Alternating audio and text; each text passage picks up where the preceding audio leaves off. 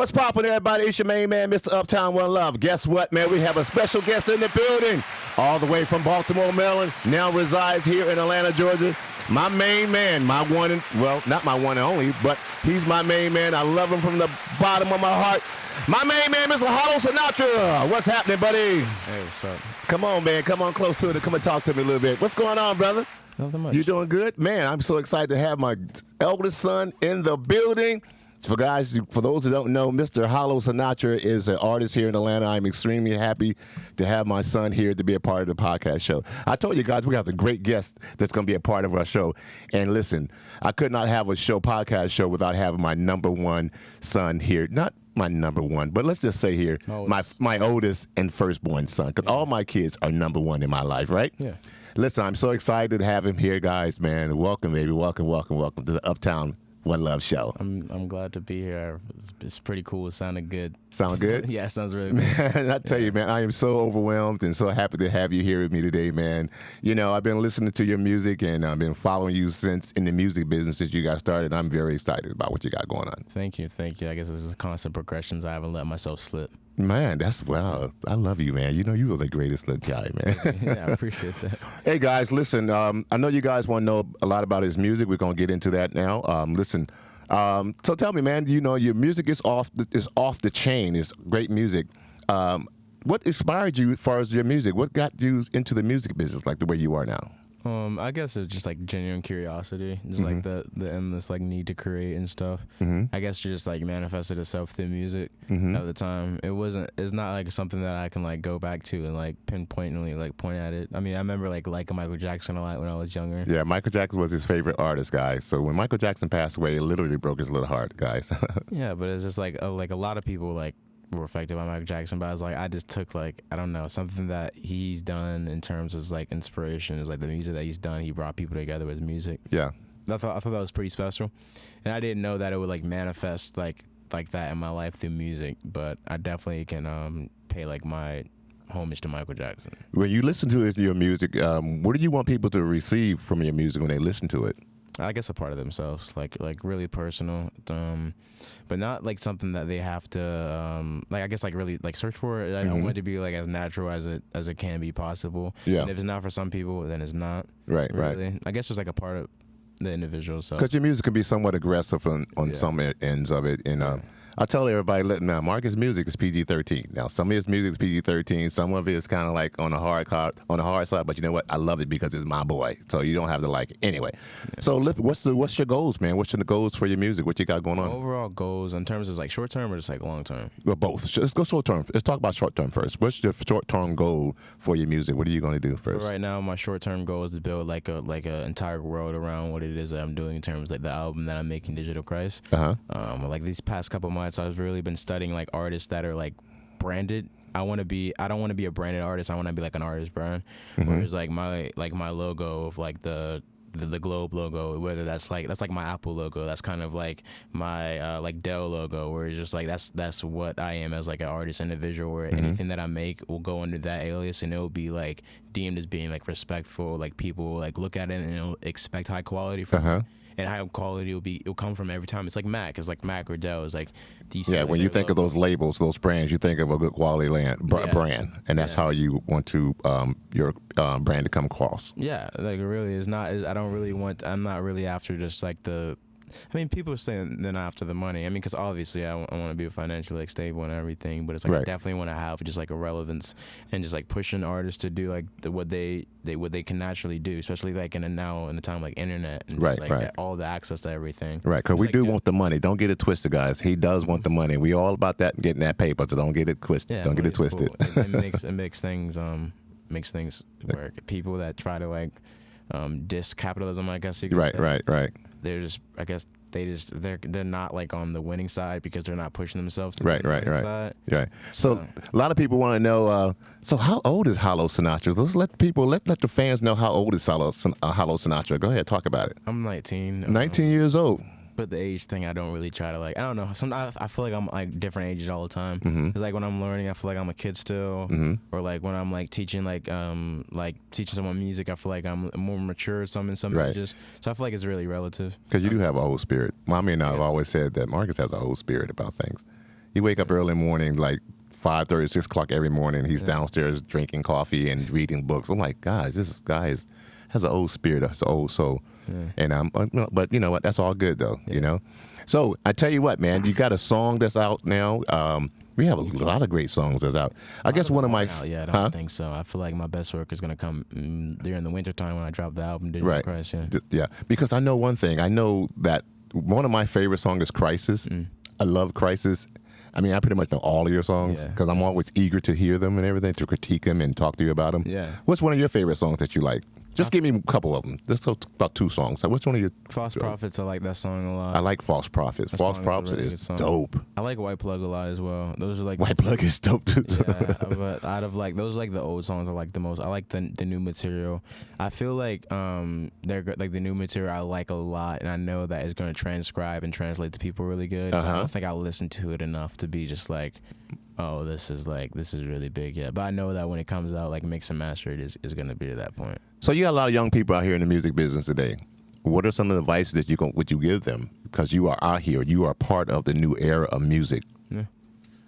Advice. I guess I would say not only trust like your initial instinct, but trust like the research along with like your initial instinct. Right. It's like some people can get like an initial instinct to move some way, and it may get them to like a situation they don't want to be in. But they could have like, instead of like acted on that initial instinct, they could have added like research and doing like the time like to study the craft and stuff behind that initial instinct, and it would just be like stable every time. Right, because I know a lot of music out here. It's a lot of controversial music out here. Yeah.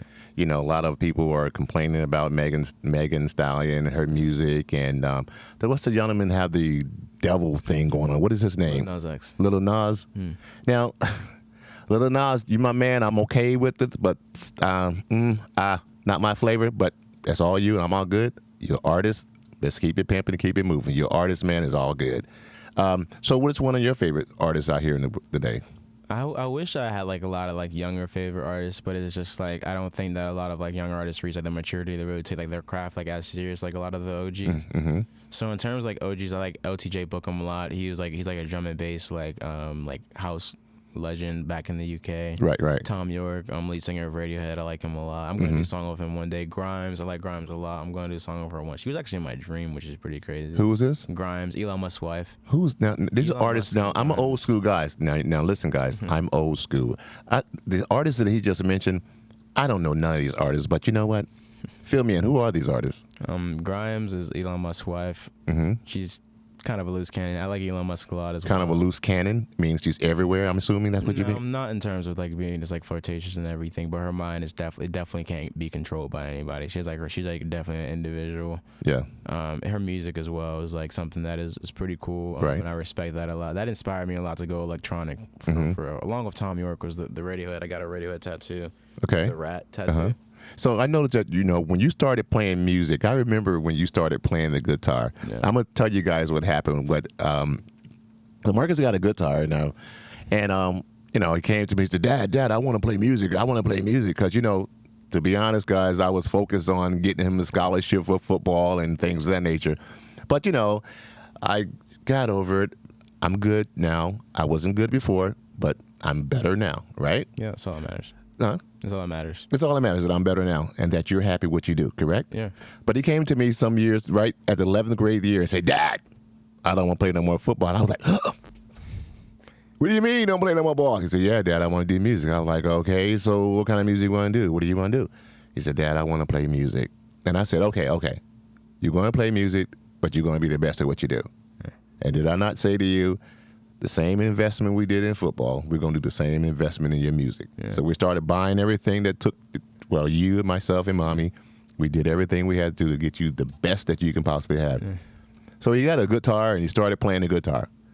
Months, hours. I'm talking about 4, 5, 6 hours all day long. And I came to him, and I said, you know what? I'm going to give you 3 to 4 years to develop yourself, right? And I said, after the 3 or 4 years, if you don't have, you got 3 things to do. Get a job, go to college, or the military, right? Did we not say that? Yeah. Yeah? But let me tell you guys, this guy, you're talking about hard-working young man. The same ethics, the work ethic that he had in football, this guy took it and put it in his music. Countless of hours. I'm talking about 5, 6 hours. I would go to work and come home, and he'd be still in the basement doing his music. Yeah, I'm having to give myself a break now because my album's finished, so I can just like recalculate, and Right, right. hang out with friends and stuff like that. Right. But I had to say this. Let me say this because I want to get this out there. I say, for especially the parents that have kids that are in sports, and kids wake up one day and say, "Hey, guess what? I want to be a doctor," and fathers be like, "No," but he kept practicing, and I heard this one note for like days, and I told my wife, I said, "Baby, if you play that note one more time, I'll go down there and smash that damn guitar." Because I couldn't take it. So one day I was washing dishes. I was upstairs washing dishes, and I heard this nice melodious sound. And I said to you, I remember yelling downstairs to you, "Marcus, who was that?" You said, "Dad, that was me." I was like, "Yeah, right, that was you." So then I had to witness it. I went downstairs, and he started playing the guitar. I was like, "Oh, my God. Did I not?" You mean that was funny, right? Yeah, that was very I said, "Oh my God, this guy is literally playing this guitar," and you kept playing, and you kept playing, you kept playing, and I was like, "Okay, so what's the next thing you're gonna get?" Next thing we got a bass guitar. Yeah. You got a bass, and the bass seemed like it was easier for you. Yeah, it was a lot easier. I like bass a lot more than guitar, actually. Yeah, you picked up the bass, and next thing you know, you were thumping it. Boom, boom, boom, boom, boom, boom. I was like, "Okay." Yeah. And then I surprised you with a piano. Yeah. You remember that surprise you with a piano? Yeah. And then we bought you a piano. Then you started playing the piano, Yeah. you tinkling on that. Right. I like piano keys, but like synth, I like synths a lot. Since okay, Like synth, like modular synth is like electronic stuff. yeah, yeah, I don't know why, but it's just like such like a bigger creativity. Yeah. And it's just like me having just like, I would say that my skills are intermediate. Mm-hmm. I never had the objective to be like the biggest guitar player in the world. I just want to play music. I Right, just wanna right. Be, like be able to like make music and like eventually get other people to like yeah, yeah. be better than me and do it for me. Right. I think I know what happened. This is what happened to Marcus when he was in his mother's stomach. My wife and I would put Beethoven music on his stomach, while his mommy was resting. Yeah. We would put music in his ear, right over your ear. Yeah. And when he was born, next thing you know, he would listen to a lot of Beethoven and classical music because we had Baby Einstein. Baby Einstein, if you hear this out there, I want my endorsement. Give me my check, Baby Einstein. Send my check to Uptown. Send it to me right now. I'm giving you a pot. I'm giving you I'm giving you an endorsement. Well, it was Baby Einstein that you guys listened to. I mean, countless of hours of Baby Einstein. And in that Baby Einstein, the music was Beethoven, Bach, classical music and all that. Yeah. So then all of a sudden, now years go by, you are into music the way you are now. But it started in your mother's stomach. Yeah. Yep. And also, I wanted to let you know, so you start playing the guitar, you start playing the bass, got drums, we got congos, got a trumpet. Yeah. That's fun. But it's like, and it's like I found like my love of electronic music. Mm-hmm. Electronic music is you because it's faster paced. Yeah. You have high energy. Yeah. Explain that to people. And it's just like high energy, and it gives me just like an ability to tap into like high energy without having to do like punk rock, like super just like instrument. I love instruments and I love and I can still play them and everything. Mm-hmm. But I feel like the creativity in electronic music is something that's still being explored. Like people are still exploring electronic music. Mm-hmm. You know what you can do with a guitar and like bass and everything. You can have just like electronic and like implementations to make it just like to sound different, but that's still electronic. So it's like you're still going back to electronics. Right. Until someone can invent like a new instrument. I don't really see people invent like new like physical instruments that's gonna be as popular as a guitar. Right. Again. Right. So it's like I feel like the only way to like bring like Come closer to the mic. There you go. to something is like with like feel like electronic like modular synthesis. Whether that's like making a guitar that you could play with like electronically, like the guitar or whatever. It's like I feel like the next step with like physical instruments are gonna be like combining like the amalgamation of it for some reason, which is like kind of stupid because like on like electronic shit you can just like have stuff, you can just have like any sound you want to, and it's like he's almost 20 years old, so if he slip up and say some kind of words, I'm okay with it. So it's like with electronic you can get any sound you want. It's just like why wouldn't you want to like dive into that, but still having like the acoustic like nature and being able to tap back because that makes it a lot more special. Right. So I want to say this to all the parents out there. You parents out there that are navigating your kids to play sports and not allowing them to be expressive in other areas of their life, don't do that, guys, because that was something that was an experience that I had to have that, I I will never do that again. So if your child wants to experience other things other than just sports, allow them to branch off and do other things, correct? Yeah. So what was your experience that when you talked to me about that? How did you receive me when I came to you like that? I didn't care. I was just like, I'm still going to do music. Like nothing, like everything in my mind was like kind of made up. I didn't. And it was made up. Yeah. And you design clothes. Now, not only are you an artist in music, but you're an artist and literally artist in paint. And I could push it a lot harder. I could push those things a lot harder if I wanted to. I can really study those crafts like I did music, which is really cool. It's really it's really nice to say that. Like I finally figured out if I put something like enough effort into something, I have like the base ability to do it. Like I have the base knowledge to do it. You do have the basic knowledge to do it. And plus with a little mother and father support, it doesn't hurt at all, right? No, it doesn't. Well, I tell you, so you got an album out. You have, what label? Tell me about the label that you're dealing with now. Where are we going with your label that you're part of? And let people know about that. Fluctuating. Anything with like a label is that you have to know how to, like, I guess, like use leverage like your beverage. Mm-hmm. Leverage your beverage. You have to know how to use Got drinking on your mind, huh? Maybe. You got to know how to use leverage, I feel like. And I feel like having a label, if it's like an indie, like a 1-year label, or they like lease your masters where you can buy them back eventually in the future, I feel like that's a lot better leverage than starting off like super DIY. I mean, you can start off super DIY, but it's like if someone believes enough in you enough to like initially invest in you, and if you don't take that and just like flip it and make it just like bigger than what it was initially, and you complain about like getting finessed by a label, that's your fault. That's like no one else's fault but yours. So it's like I really feel like it's more of a positive than it is a negative. Sure, there's like communication, everything that has to be, like everyone reschedules like meetings and all that different stuff, but it's more business. It really is a lot more business than is music. With the music things, with the way things are in the music these days, a lot of that is based on streaming and how many followers that you have. Because when I was coming up back in the 70s and 80s, I don't want to tell you my age, but I can't help it that I'm sexy. Hey man, 55 is not bad, baby. Told you. Keep it pimping, pimping. But when I was coming up, music was totally different. In the 80s and the 70s and in the 90s and where we are now. They sold our music in the back of our trunks. We sold music and made dimes and quarters on dollar. And now it's like that's coming back with the NFT. Is it coming back now? With the NFT, really? Definitely with like NFTs. Well, now what is the abbreviation of NFT? What does NFT mean to me? A non-fungible token, which is essentially you being able to take like your physical like art and digitize it. Okay. And you'll be able to like naturally distribute it how you want to, for the price you want to. You can make other people pay the price you want to. You don't need like a third party. You don't need any of that. Okay. You can just do it yourself. With like the price of like a gas fee, which is getting it like fermented. Which is like it can go anywhere from like $5 to $30, depending on where the market is. Okay. So it's like I feel like that's definitely bringing back that spirit of just like selling stuff at the back of your car. But you get to do it if you have like a computer, you have like your phone, and you can do it your own way. Yeah, you can do it your own way, and it's like really new. It's really the wild, wild west. Like people are like charging thousands of dollars from people are charging like $20. It really, And that's the money. That would be money for your own creativity, basically. So say, for instance, I have 5 songs that I wrote.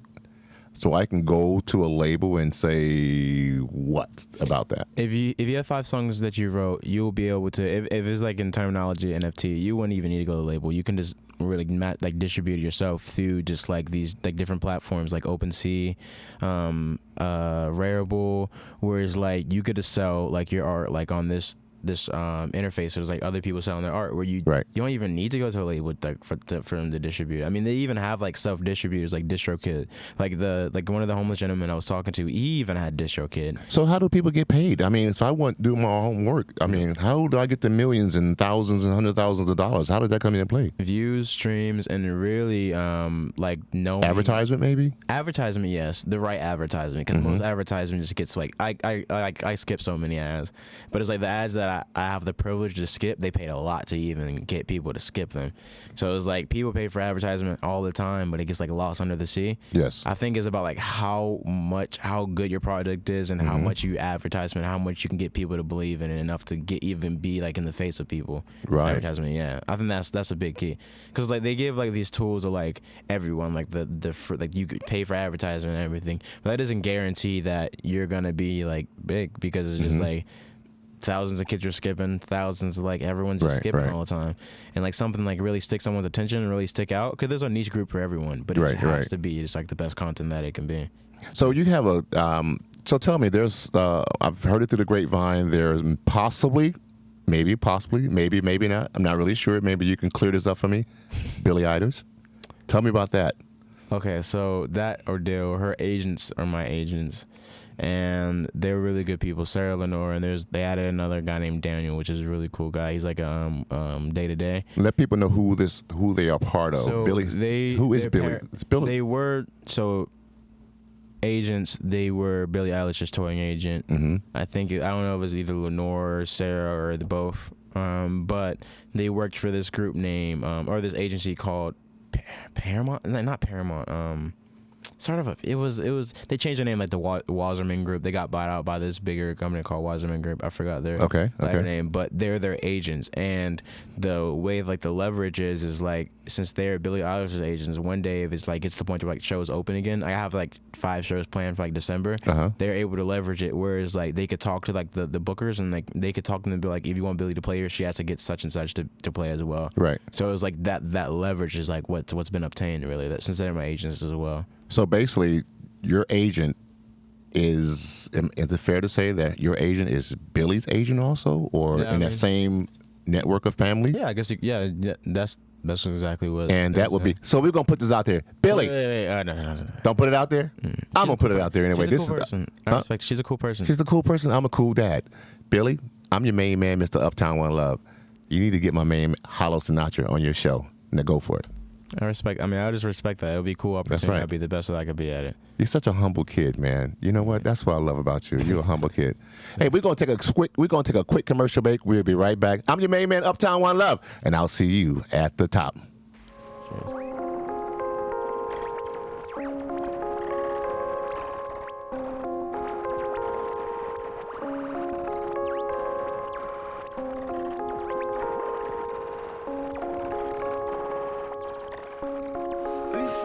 Cheers.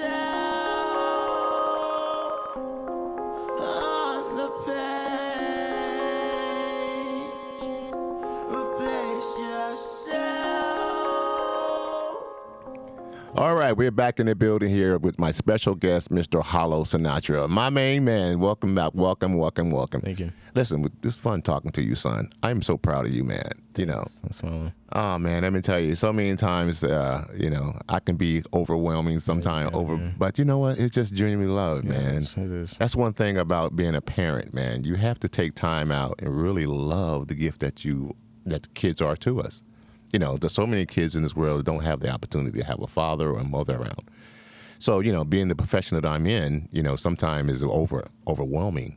So I like to spread love and especially pour it into you as a young man. Yeah. Not just a young man, but a young, black, handsome man. You get your looks from your daddy, right? Thanks. I guess it flourishes, I guess. Huh? I guess it flourishes. Yeah, it works really well, man. Yeah. So your music is out now. I want everyone to go into all of your social media sites and get Mr. Hollow's music. I want you to download it. I want you to share it. I want you to spread it. Tell it to your cousin, your brother, your uncle, your family, your friends. Let everybody know out there in the world that we live in. Get Hollow Sinatra's music. Let's get this young man to the next level. But we need your help. We need you to help push it. You do that, I tell you, guy, he's going to change the world, but we need your help, okay? I'm excited about everything. So what's next, Mr. Hollow? What's next? I guess just building out the brand, building out the vision, like constantly getting like workers, like graphic designers and everything, like people that are like that will help bring my vision to life without me having to completely like rely on just like doing like a singular thing. Yeah. Because I heard I know that having a team helps a lot more than just doing it all by yourself. Yes. And speaking of teams, son, I want to thank my team that's here with this audio and visual thing. Very cool. I tell you, it's hard to do it without a team. I had a visual. Shaggy, my man Shaggy, thank you. Jace, thank you very much, God. It's important that we have a team to make the dream come true. Yeah. You know, it's just like in relationship. You need a team, husband and wife, or, whatever your partner would be. You need a team to make things right for yourself. And it's effort like both ways, too. Like, constantly like putting effort into like the team and effort getting effort out. Mm-hmm. It's also about like knowing like who's good for the team and who's not good for the team. What do you mean by that? Because there's not everyone's that's good for the team. There's some people that may pose as being good for the team, but it's like they don't understand like the true mutual aspect of it. It's like they expect something more than like what they're given when you give a lot, you know. And it's just like they're just like not good. There's not like the team can't function when everyone and isn't like mutually like putting towards like the team, you know. Right. Just like a well-oiled like gear, and I'm learning that more and more myself. Right. That's called getting mature. Yeah. Getting older in life. Because as your father and being around a couple seasons, you know, you realize that everyone around you is not for you. No. And you also realize that it's like each level that you go up, you're not going to have the same people at the same level. No. Because you incline, some people just can't breathe at higher climates and level. They can't. You know what I'm saying? Does that make sense? Yeah, it does. And it's like you have to know when it is like best. Because like, it gets to the point where some people just like drag you. You know, it's like sometimes people just drag you, and it's like it's nothing personal. Like I told people, I mean, yes, it kind of can be personal. Yeah. But it's like it's not personal to me because I don't have like sympathy like that. You remember when you played football whenever you guys had when we had our competitors, you guys and Coach Grant would say, nothing personal, just business, baby. Yeah. Nothing personal. This whoop ass ain't personal. It's just business. And that's definitely ingrained. I really appreciate Coach Grant. Coach Grant was a good coach. Yeah, Coach Grant was off the chart. Yeah. Coach Grant, if you're out there, I want my check, baby. I know you're going to see this one day, man, but we love you, brother. Yeah, he definitely, like, along with everyone at Ocular Sports, yeah. Along with everyone there, definitely that was some grind years. Coach Warren was there? Coach Warren, oh my gosh, yeah, that was some grind years for real. Let me ask you a question. Your work ethics that you took from football, how does that transfer over to your music? Man. Tell me about that. Some kids can't even hang. Yeah. Like these art school students, like a lot of these art school students, I notice like they're doing the same thing I'm doing, but it's like they're scared to go to the city. They're scared to talk to like people that are like not making as much money as them. They're scared to like talk to meet different people, right? Because it's like they're just like not hungry. They just don't have like any drive. Like I guess it's just made. I don't know. It's just like sports really did help me just at least with that. I mean, because anyone can get the drive, like the determination. But it's like a lot of sports people don't go to art. Like they just stay in sports and they stay doing what they're doing. Right. So I feel like that being like naturally artistic and being like in the discipline of sports it goes like really helped a lot, didn't it? A lot of that hard work. Yeah. 4th down and 1 with 3 seconds left on the clock. Trust me. Do you give up or do you fight for it? You gotta fight. You gotta fight for it. The next thing you know, you're gonna win the game with with 1 second left on the clock. Yeah, scoring like on like 2 more yards. Yes, never give up, man. What do I always tell you? Now, I'm not gonna claim this quote because this quote came from my main man, Mr. Les Brown. But there's one thing I've always taught my kids. Listen, you have to do today what others won't do to have a lifestyle tomorrow that others wish they had. Yeah, that is from Mr. Les Brown. Mr. Les Brown, I want my check. Listen, Les Brown, man, I tell you, I've read your books. I've listened to your audio. Do today what others won't do to have a lifestyle tomorrow that others wish they had. Yeah, I can't take that. That's Mr. Les Brown, my man. Yeah. I want my check again. All right. And that quote constantly is like manifesting in my life every day. All the time. It's like people that are like, I see some people that are like really hungry in music and everything like that. And it's like, I don't think I had like that, just like, I wouldn't say natural hunger, but like that pretentious hunger. I don't think so. I just knew it was gonna come. I just knew that it was like the things that I do. It's like about doing things when people are asleep. Yeah. Not just like about doing things when people see you, which is like something that I forgot. He was a coach at Hiram, but he told me that he was like, I was like in the weight room, and he was like, it's not about what you do when people see you, it's about what you do when people aren't looking. And it's like you can act like you're as enthusiastic as you possibly can when people are looking at you, but it's about when no one's there. That's what it's about, like what you're doing, because people are only there for like a short amount of time. If you're doing stuff for like 30 minutes when people are looking at you, then it's like, what are you doing for the rest of the day? It's what happens when the lights go down. Yeah. That's when a star is being created, when the lights go down. I don't think people really realize that. Let me tell you guys, if you're out there, you're an artist, you're in sports, anything that you are striving to be or to become, you have to put your grind in. Yeah. I always tell people, you stick and stay, you will get your pay. Yeah. Yeah. If you stick and stay in whatever you do, you will get your pay. Yeah, it's not even the big thing. It's not even like super big, like me getting these stickers. It's like there's like the small things that are just like small. They're just like the things that like aren't just like me signing to like $1 billion label. This is all just like building blocks to like Right. where it is I want to be. Mhm. It's just like people. I think people get like really demotivated from just like at like in the process of like thinking they have to like build Rome in one day. Right. When it's like if you grow 1% every day, at the end of the year you're like 365 times like Better than you was before. Yeah. Son, you know what? You are truly you amaze me, man, with your knowledge about things. That Yeah. comes from reading a lot, right? Yeah. I tell you, listen, guys, put the video games down. Read. Reading I love video is. games, but Huh? it's like Well, you can do both. But you know what? I never played those games. No, you didn't, no. I couldn't stand those video games, man. No, it's not You that. wouldn't even play with me. I used to love it. Listen, I am not a video guy. I don't spend wasted time playing videos. Now, to those that are out there making videos, that are doing their thing, I tip my hat to you. Yeah, because it's world building. It's genius. Yes, it's genius to have done that, to formulate that, put that together. I'm not hating. I appreciate it. But as for me, It causes an addiction. It causes addiction. it causes an addiction. It does cause addiction. When you 35, 45, 50 years old and you can't wait to get home to play a video Same game. with porn. Same with I porn. haven't watched porn this entire year. Well, tell me about it. Yeah. Well, you know, hey, Grandma, he's still a good kid. Yeah. I just haven't watched porn for an entire year. Well, And that's okay, man. You know, hey. Cutting things out because that's like just like it's just like every life addiction. It's Right. just like I haven't much. it's Ooh, like boy, the gaming can kids be are that getting way to older. Some people and like gaming can because I used to like I still like video games a lot, but I think it's about like managing it or just like balancing it with your life. Yeah. Right. Just Video like games anything. is like it's definitely really it's cool. It's forward thinking. I think it's very just like the times. I definitely feel like it's a time because it's like video graphics, like learning through videos, like Skype, like Zoom, FaceTime calls, Right, like right. video, like all. It's needed. It's definitely like It's definitely needed. because like that visual like teaching, even if it's like playing like a game, whatever visually, that could be as good as it can be bad. Yes. Like because like the visual, like the humans learn like a lot more visual. I feel like than Yeah. reading. But the thing is, you like visual for a long amount of time isn't that good. Right. Like if you're you can read for like ever and you don't really but if you're looking at TV forever, you may learn a little bit when you're looking at it for like 10, 20 minutes. But like at like 5 hours, that's when it's like I noticed plugged in. I noticed with your music now that you're going towards more electronics. I see that you're doing more of a DJ type thing and implementing your live music in that. Explain that new journey that you're going. I like the single man aspect of it in terms of like music creation. Is that because you don't have to deal with a lot of headache with other people, or because you just like being the single man of things? I just don't like the overt like dependency on people that don't have like the same particular vision that I have in mind or like my music. That's good. That's so good. it's like it's not like I'm just like it's nothing personal towards like Yeah. anyone. I just feel like right now from where I'm at or my schedule where I practice every day, I want to just I just want to do something like pressing like the tracks was like line up and it's like I can do it and I can take it away like myself because I practice it and I know it so much. Right.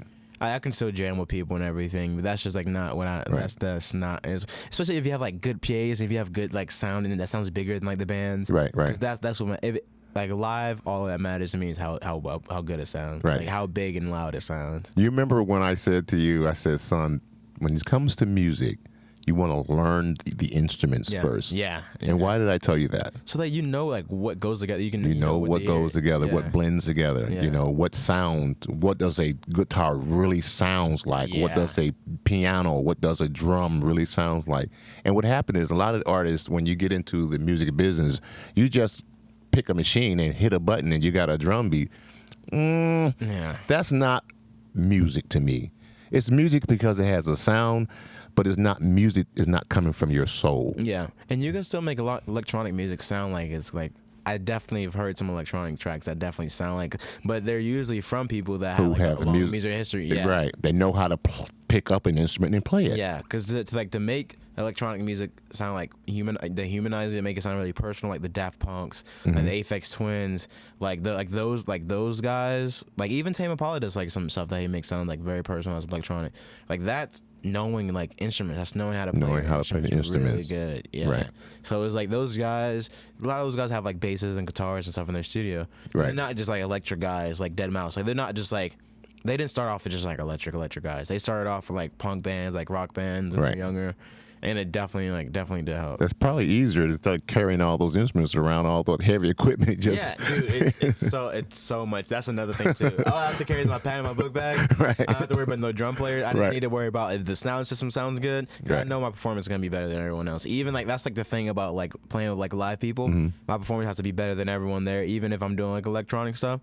So it's like I'm working constantly towards that. And So you always have a competitive image, a competitive drive about yourself. I see, because you like, wait a minute, I want to be better than everybody in here. That's a competitive drive. Where that come from? Whole like sports, obviously, but I feel like it's like wholesome. It's not just like I obviously don't need to like beat like the man next to me for just like my own ego. Right. I'm just doing it to push like myself to see like if I can be like the best. That could be like you see like a lot of different cultures of people like Asians and just like Indians and everything. They're like really competitive because they're not doing it like to backstab or like be like evil or anything. Right. They're just doing it because it's like they know they can push themselves like the Right. limit. And that's like really like the real reason why I was like competitive in sports and just like in music. Well, because with me when it comes to sports, man, we had you going right to college, man. We was there, man. Yeah. Oh boy, but that's okay because I tell you, when you make it, all I want is an RV. Yeah, you've been saying that for years. Yeah.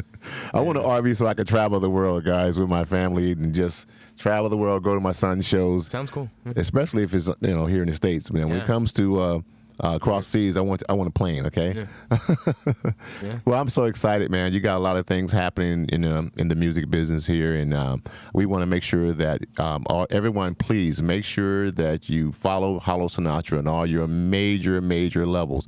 What do you call it? All your major streamline sites is how you say Social media. There you go. I lost that. It just flew away from me. Yeah.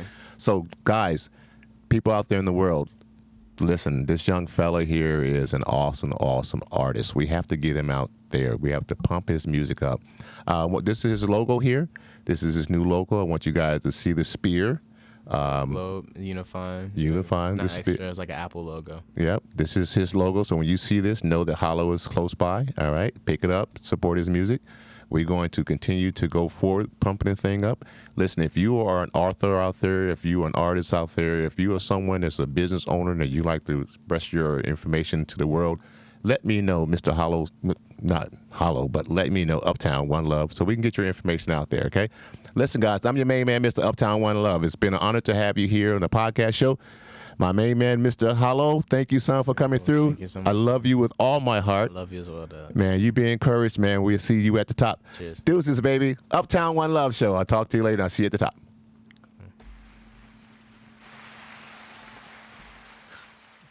What's poppin', everybody? It's your main man, Mr. Uptown One Love. Listen, I want to make sure that you guys know. Tune in to the Uptown One Love Show.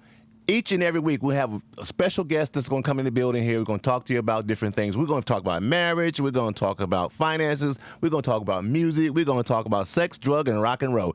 I'm your main man, Mr. Uptown One Love. Listen, stay tuned for more of the Uptown One Love Show. I'll see you at the top. Deuces, baby.